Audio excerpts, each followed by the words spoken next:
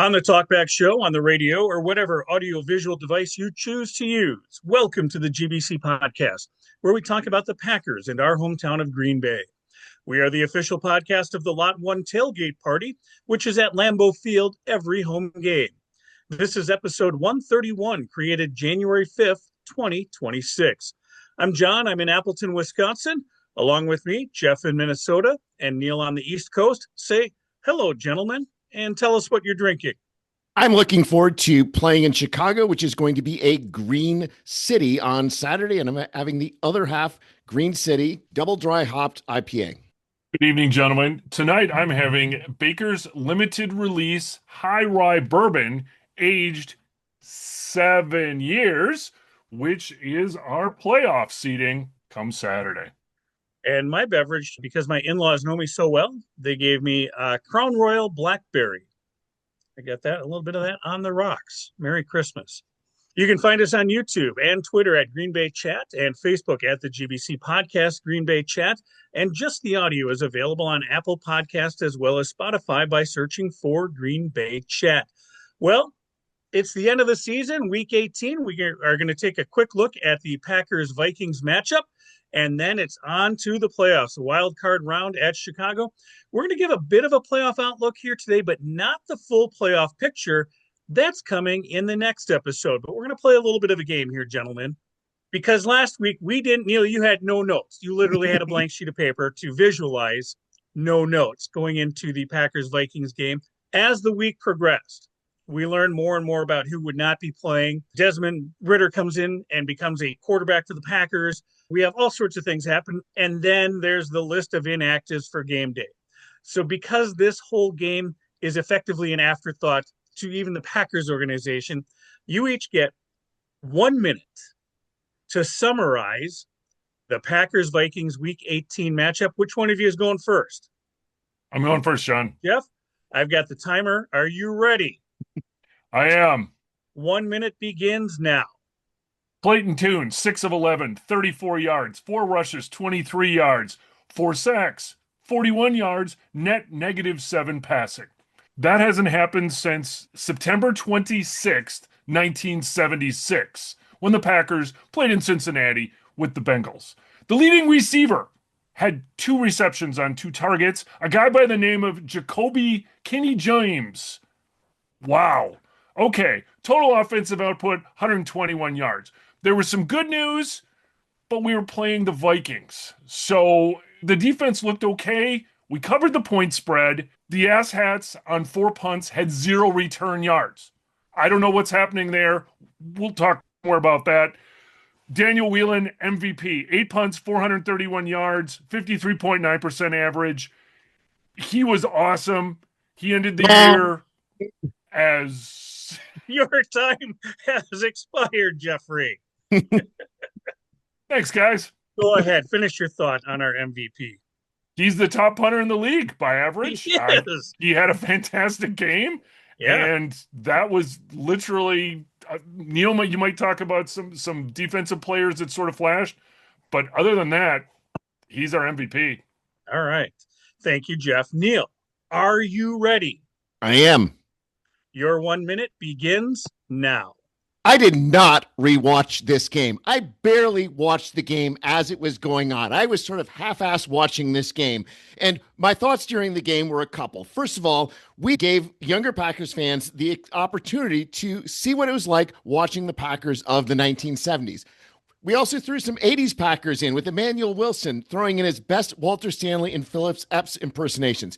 We had a little bit of fun with Daniel Whelan chasing Max McGee in punting infamy. We had Matt LaFleur giving himself the opportunity to waste some timeouts, hopefully for the last time of the year. But the biggest thing about this game is we did actually get to see some young players that we've been learning to see. It was really lovely watching Barron Sorrell, 3 pressures and a sack. Colin Oliver, 4 pressures on 16. I liked watching Jacob Monk. We had Warren Brinson, Nazir Stackhouse, who I'd asked for in the last episode, and most importantly, Trayvon Diggs. Not a new player, but somebody who we are going to see a lot of in this postseason. Fun game watching those players. Yes, I think we can agree with that. It was effectively a preseason game in Week 18, and some players got to get in the game. So I will start my 1 minute. And with that, say yes, I was as excited as Neil to see players like Baron Sorrell, and Brinson and Colin Oliver. He needs a different jersey number, though. 45 is okay, but you just know that a guy wearing something in the 40s isn't sticking around. Colin Oliver looks like the real deal. We need him to stick around. He's a great find in the 5th round. My favorite statistic of this game is the fact that Matt LaFleur called a timeout with 1 second remaining. And he said, I'm not taking a fucking shutout on this game because since 2019, when Matt LaFleur became the head coach, the Packers have not been shut out. I think someone was in his ear and said, Coach, you don't want the goose egg here. The last shutout was the last game of the 2018 season under interim head coach Joe Philbin. The Packers lost at home 31-0 to the Detroit Lions. There's my minute. That is the game that Deshaun Kaiser came in at quarterback. And going into this game, I had posted that this last game of the season, it's either going to be 2012 Matt Flynn or 2018 Deshaun Kaiser. And it was more the latter and not the former. It would have been nice to have had a Matt Flynn game, but I don't think Clayton Tune had it in it. Clayton Tune, no matter what his status is not an NFL quarterback. I don't care that he's actually on a roster and officially is a quarterback. I think this just answers things as far as next year. The other player, though, that I do want to mention is Brenton Cox, who's somebody who has made contributions in the past, has been injured for much of the year. It was nice to see him back. And I think that's the most important thing about this game. First of all, is that, yes, we gave our starters rest. And importantly, Matt LaFleur actually went all out in giving the players rest. He didn't screw around. Like when he had to put Jaden Reed on the field, he said, no, you're not running any rests. We're not doing anything. And we got the real opportunity to see, unlike a preseason game, some of our backups going against starters, and that will pay dividends moving forward. But I think we've talked about this game enough now, haven't we? Well, I was just going to add that with that inactive list, you look at that, and that's like how do I resist temptation inactive list? Well, I put Xavier McKinney, Quay Walker, Edrin Cooper, and even Malik Willis on the inactive list because then they can't play. But Jeff, I feel like they helped Malik Willis, right? Malik Willis is in a position where he's looking to get paid next season. And the question was, is he going to get to play? And I feel like if he had played this game, it would have been a shit game because they had a makeshift offensive line. This helps the mystique of Malik still be out there a little bit. Since we're adding another player, let's talk about Trevon Diggs. Okay, he comes over from Dallas. He has his second best game of this year. It's not really that high a bar, to be fair. Well, no, it wasn't, Neil, but it was the body. He was really cheap, but it sort of was, prove it. It was another one of these, okay, even though he's more of a, experienced guy, it was a prove it kind of thing. And, he did okay. I think he did better than okay. I stated to you guys that this is going to be the 2025 version of signing Andre Rison, and taking a guy who's off the street, who's a veteran, who's experienced, who once was a great of the league. He still has that muscle memory, and he's going to have the muscle memory to do things in the playoffs, not at the level of somebody who's a full-time starter, but he's going to make some plays in the playoffs that are going to say, oh yeah, that was the right signing. And he's buddies with Micah Parsons too, so that helps. And before we go on, Neil, how did Jacob Monk look at center? Did you feel comfortable with him there? This was a tale of two halves as far as the offensive line was concerned. The first half was a complete disaster for everyone, and I feel a lot better about Jacob Monk moving forward than I did before this game. And Jordan Morgan, I think he technically had a decent game, but the eye test, the 2 big sacks that he gave up, just did not state his case for left tackle at all. Well, that's a problem for next year. Why don't we worry about this year? All right. So what do we have to worry about for this year? It is the fact that the regular season has come to an end. Again, the final score, Minnesota Vikings 16, Green Bay Packers 3. The Vikings do not get the shutout at the Dome. Green Bay Packers finished with a record of 9-7-1. And Jeff, I think you pointed this out, that the NFC North all has winning records. The Vikings and the Lions tie with a 9-8 record. Boy, that tie in Dallas sure makes a difference now all of a sudden at 9-7-1. That got us in the playoffs. Wow. It determined whether we had to push as much in the last couple of games. I'm still going to go back. Those last 2 games, I think, are very different if we're actually fighting for the playoffs. So, Neil, we talked about this 2 weeks ago, and I know the debate was, do you push the last 2 games, the Ravens and the Vikings, knowing how injury depleted your team is, do you push for those 2 wins to chase the Bears? Now looking at it and knowing that Chicago has just fallen off the table, they're ending the season on a 2-game losing streak. They shit the bed against the Niners. They couldn't put anything together against the Lions. There was a very real possibility Green Bay could have won that Ravens game, and then you put a regular squad out there against the hapless Vikings as opposed to what you did. Are you upset that Green Bay did not go for the division win? I mean, I don't think that they gave up in the Ravens game. I just don't think that they went as hard as they could have because they sort of felt, well, we did the thing that we needed to do to make the playoffs. Yes, I wish we had played better against the Ravens because that would have determined what happens against the Vikings. But that's all something that is in the past now. What I care about is that we are playing on Saturday night, and Matt LaFleur, obviously, during that Vikings game, did not know that we were playing on Saturday night. And it being a 6-day week rather than a 7-day week makes that complete, absolute resting the starters approach to be one that looks really good, especially in the context of the Bears trying to win the game and now having to turn around in 6 days. Other than the Bears coach poking fun at teams that were resting their players, I really hope that comes back to bite him in the ass. Yeah, and I think it's a good decision. And looking back on it, what does winning the division get you? It really doesn't get you anything other than to say you won the division. It guarantees a playoff spot. It guarantees you a home game. It guarantees you a home game basically for every game except the conference number 1 seed. No, I disagree with that. I think that we wanted to do it, but once we didn't, I think we made the right decision against the Vikings. But at the risk of killing yourselves to get that home game, you wouldn't have had to kill yourselves. You wouldn't have had to kill yourselves to do it. You're putting yourself in a hole going as a 7 seed, and we'll find out what we think about going from the 7 seed, but this is not an ideal situation. You want to give yourself the best chance of win. I'm very much a numbers-oriented person, and playing at home gives you better numbers than playing on the road, no matter what. Except for the fact that the last time the Green Bay Packers won the Super Bowl, they did it by coming from the lowest seed. 6 seed, John, 6 seed. Yes, the 6th seed. They 3 games on the road, and they were able to do it. Now the 7 seed. Oh, the Green Bay Packers, they're the 7th seed 3 years in a row. Well, you know what? It doesn't matter. The league changed. The Green Bay Packers have made the playoffs 3 years in a row. The Green Bay Packers have made the playoffs 6 out of 7 have we made years. Have we made the conference championship game 3 years in a row? Have we made it any of the last 2-3 years? No, we haven't. No. Right? You've got to be looking at not just making the playoffs, and that's why there's so much that's on Matt LaFleur in this playoff run, is that there were risks, there were mistakes that were made during the season, and we can overcome those mistakes, overcome those games that we lost that we should have won, overcome those strategic errors as long as we make the run. But if we don't, there's going to be a lot of looking at what Matt LaFleur is doing. So has this team learned from those mistakes? Are they going to be able to learn from those mistakes to make the playoff run that they need to make here? That's the $1 million question, John. Can they turn it on? They've got a 4-game losing streak, 7th seed on the road. Now it's the Bears. I think how this all shook out yesterday, this is for the first round game. I think this is a great matchup. This is a known quantity. This is a team that we fought with. We've split the season, arguably could have beat them twice or should have beat them twice.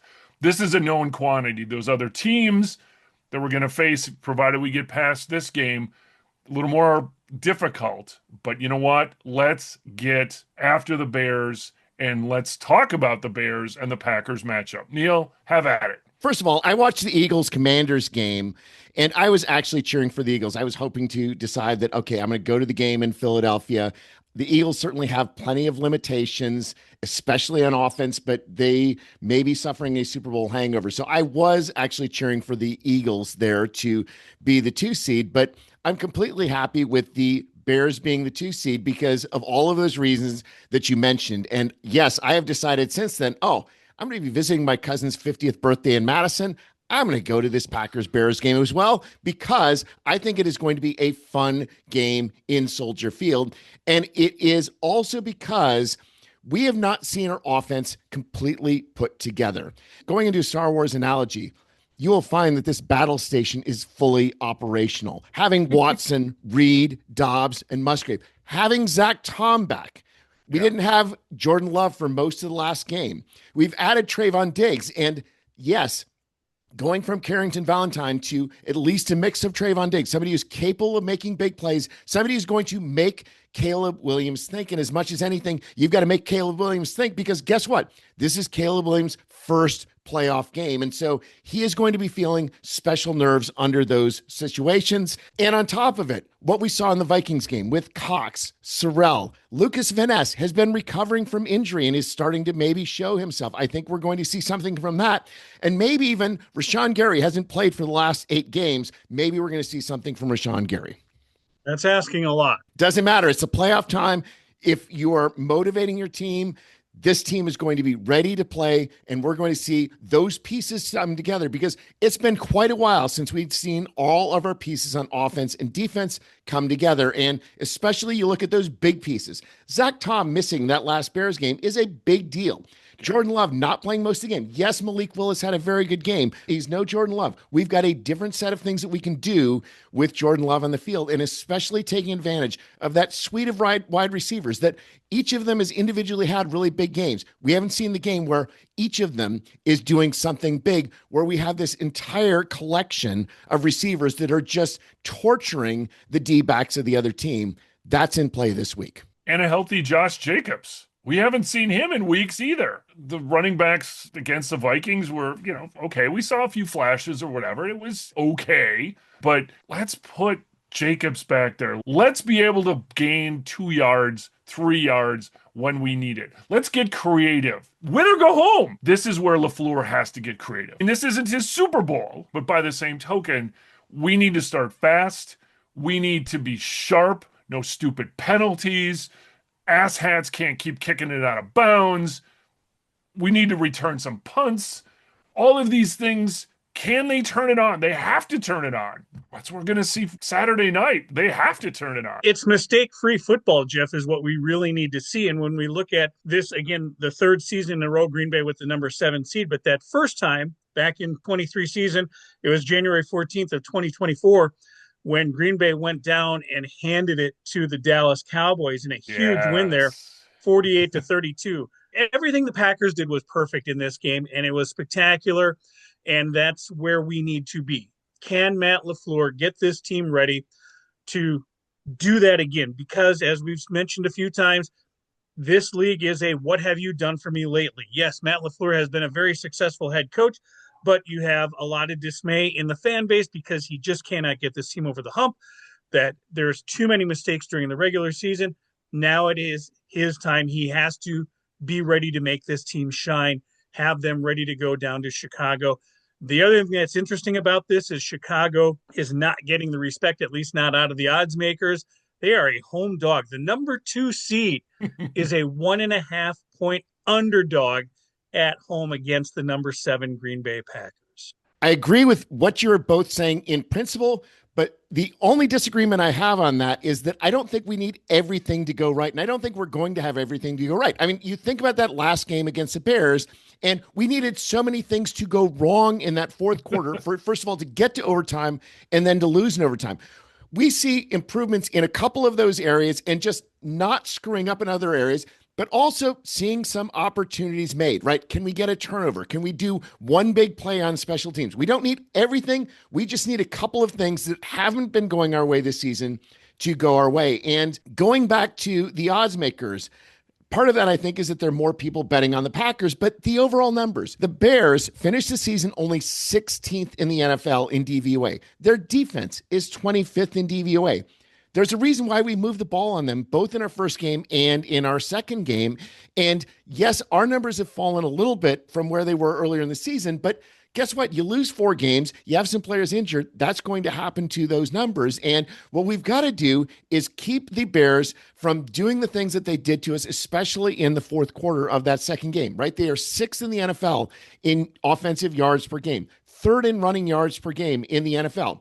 They are the 3rd least sack team, which is giving Caleb Williams time to find those receivers downfield. We need to be doing those things that are going to allow Caleb Williams to do some of the things Caleb Williams does such as only completing 58% of his passes, such as having only the 16th best QBR in the NFL, the 22nd best quarterback rating. You give him time, and he's going to be able to find those receivers at least enough of the time that they're going to make those plays. But we saw in that last game, he had a number of throws that were just not on, and we've got to make him pay for those throws. And Neil, I know you said we don't need everything to go right, but based on our picture, can we get a fat guy touchdown? Can we get our defensive backs to actually catch the interception? I think this team has to lead the league in missed interceptions. Well, I think that's one of the reasons why they brought in Trevon Diggs, honestly. Theoretically, he can catch the ball. But, John, you're right. And Neil, you're right.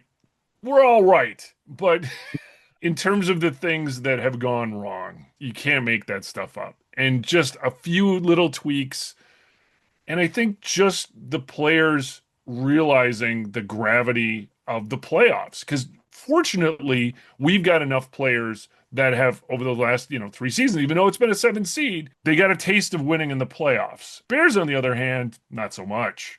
It's going to come down, I think, to just who wants it more based on experience, who's going to deal with the playoff environment, the nerves. And I'm really looking forward to Chicago doing some stupid things. Yeah, unfortunately, they are the best team in the NFL with giveaways at only 11 giveaways on this season. And our ability to force things is going to play a central role as far as how this game turns out. The Bears are the third least sacked team in the NFL this season. They've only been sacked 24 times, and they're the 7th best team on third down conversions.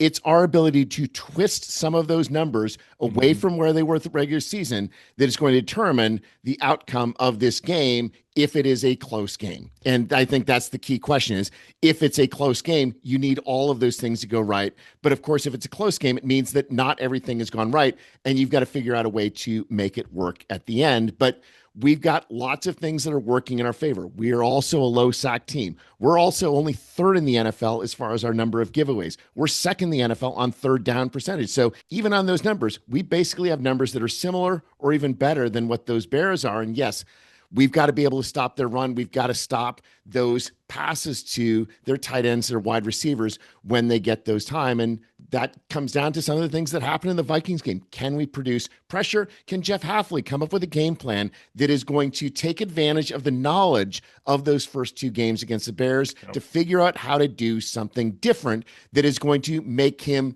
see things that he hasn't seen before and say, oh shit. And throw interceptions. That's what I'm looking for. I want to see Caleb Williams doing Caleb Williams things. I want to see him throwing way off target.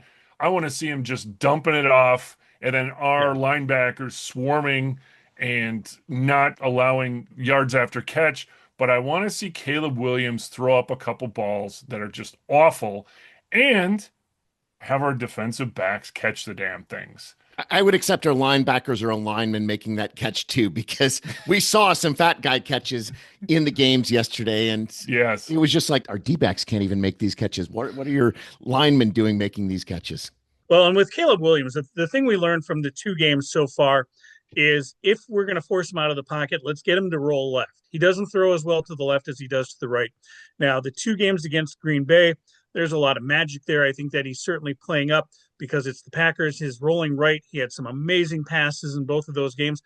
Yesterday, however, against Detroit, here's a game that Chicago is out there to play to win. So the pressure is on. They're playing to win because they want to secure that 2 seed. They can't rely on Philadelphia to lose. And there was a little bit of choke factor going on in this game yesterday for Chicago. And even on the rollouts to the right, Caleb Williams just was not sharp. He had some great plays, yeah, but I think the mistakes were a little bit more prevalent in this game yesterday than they were in the 2 previous games against us.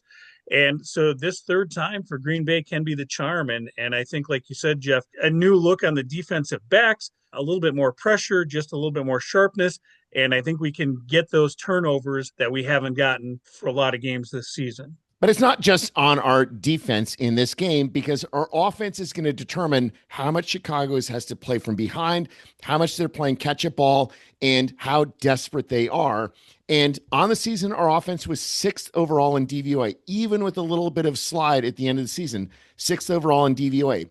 In contrast, the Bears were 29th in yards per game, on defense, 22nd in passing, 27th in running yards per game, 23rd in points. They have this season allowed a lot of opportunities for opposing quarterbacks. And this is where we've got to have some creativity and some well-designed game plans by Matt LaFleur and Adam Stenavich that is going to take advantage of our receiving core, take advantage of the fact that their defense is not actually that good. They are one of the weaker defenses that's in the NFL, certainly one of the weakest that is still in the playoffs. And then the other side of that, though, is the one thing that their defense does well is that they are number one in the NFL in takeaways at 33. They also don't hurt themselves. They have the fewest penalty yards of any defense in the NFL. So we can't rely on them making mistakes. We've got to keep from making our own mistakes, but then attack the fact that they are not a strong unit. And we've got weapons that should be able to find space and score a lot of points. And Neil, unlocking the major secret of professional football, scoring points, right?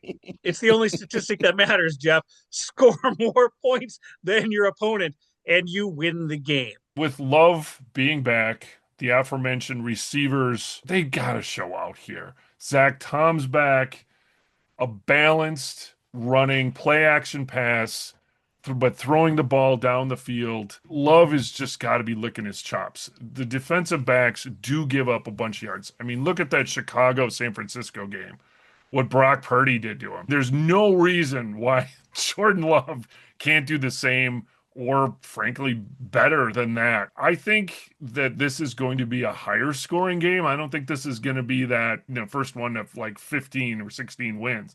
This is probably going to be a little bit higher scoring. The weather is really not going to be that big of a factor. It's not going to be cold. We're so desperate to see 4 quarters of quality football from this team. You brought up that Dallas game. That was one of the finer games we've seen over the last number of years. There's no reason why they can't just come out and just put it to the Bears. And Neil, the much too early forecast for Saturday, daytime high temperature of 36 degrees. This is a night game after sunset. 80% chance of precipitation on Saturday, depending on when that comes through. Could be rain, could be freezing rain, could be snow. It could be an interesting day on the lakefront in Chicago. John, I'm still not wearing my snow pants. Okay. I probably would, but that's me. Well, guys, let's hope we don't have to rely on the ass hats in this game. Well, because first of all, we know that the Bears have a kicker that can kick under those conditions. So not relying on a field goal at the end, making sure that we're focused on the fact that Ben Johnson is going to be going for 2 when he's got opportunities. But we also would like to see at least a little bit from the ass hats. And specifically, our punt returns are 32nd in the NFL this year at 5.6 yards per punt return. We're a whole yard per punt worse than any other team. We're about 5 yards per punt worse than the average team.